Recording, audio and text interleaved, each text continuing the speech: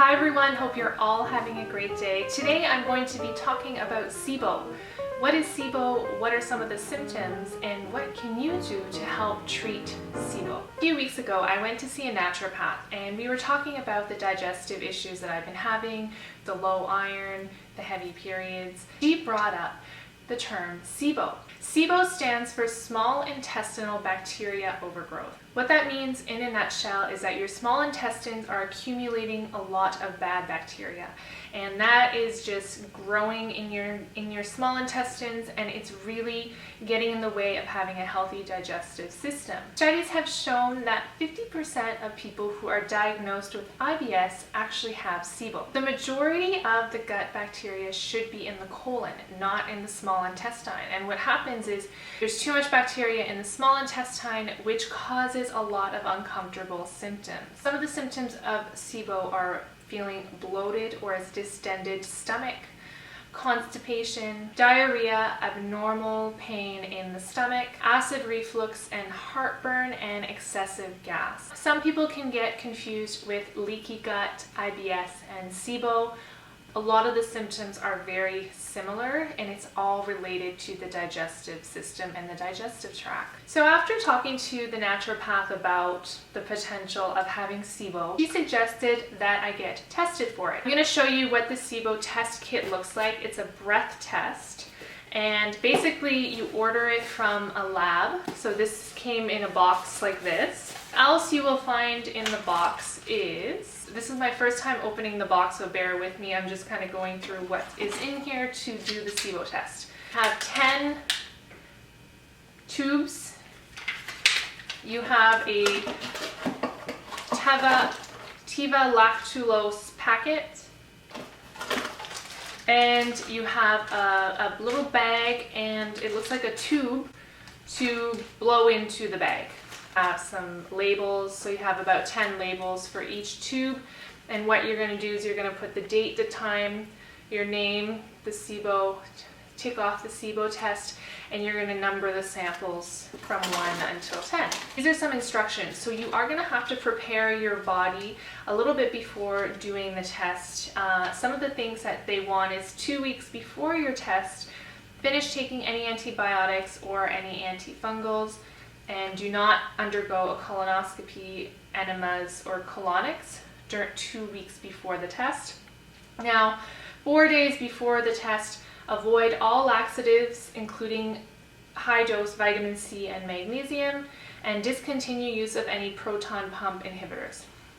Now, 1 day, so 24 hours before you choose to do this Sibo test, is you're going to avoid all high fiber and lactose-containing foods. So that means you can't eat vegetables, fruits, nuts, seeds, beans, grains, all condiments, spices, pepper, salt. And here is a very small list of food that you are only allowed to eat 24 hours before the test. 1 day you can eat any meat, fish, seafood, poultry. You can have plain steamed jasmine white rice. You can have eggs, you can have clear meat broth, you can have coconut oil, and you can have weak black coffee or weak black tea, no green tea and no herbal teas. So, and stop taking all non-essential medications. Now, the day of your test, you're going to wake up at least 1 hour prior to beginning collection. You may brush your teeth as normal, no smoking or vigorous exercise for at least 1 hour prior to doing the test. These are some of the instructions for preparing to do the Sibo test. I'm going to do a separate video actually showing you how to do the test. So here we have a chart that is also included in the box, and what you're going to do is you have to time this exactly 20 minutes after each breath. After each breath test, you're going to do this every 20 minutes. This test is going to take a total of 2 hours, and what you're going to do is you're going to set your timer every 20 minutes to do the test. You have 10 kit bottles in here, and that's going to give them 10 samples to work with. This is everything that is in the Sibo test kit. I'm going to be doing a separate video on how to actually blow in and collect your breath and put it in the tubes and prepare the foods that you're supposed to eat and all of that. I'll do a separate video on that. This is just an intro and an explanation of what Sibo is. You have determined that you have Sibo, you've done the test, and they've confirmed that yes, you do have small intestinal bacteria overgrowth. There are some things that you can do to help heal the gut and heal the small intestine. Probiotics are things that are recommended to help treat Sibo. Herbal antibiotics are another way to treat Sibo.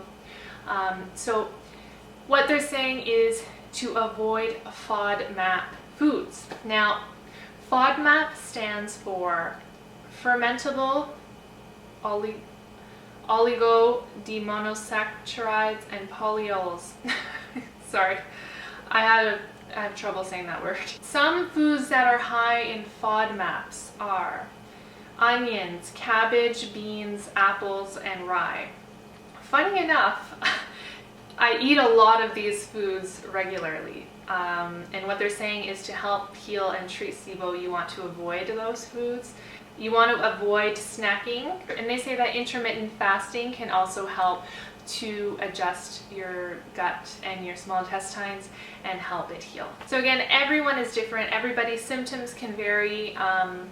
And the important thing is consistency in what works best for your body, what works best for your lifestyle. You don't want to stress and feel overwhelmed and anxious about what you can and cannot eat and do and cannot do. I think that creating more stress like that is not healthy. Hope this video is helpful. Let me know if you have been diagnosed with Sibo and what are some things that you find have helped to heal your gut and your intestines. I'd love to hear your story. Please leave them in the comments below. If you think you might have Sibo, maybe share some symptoms that you might be feeling, and we can all come together and try to help each other out. Thank you so much for watching. Don't forget to like this video, share it with your friends, and I'll see you in the next video. Bye!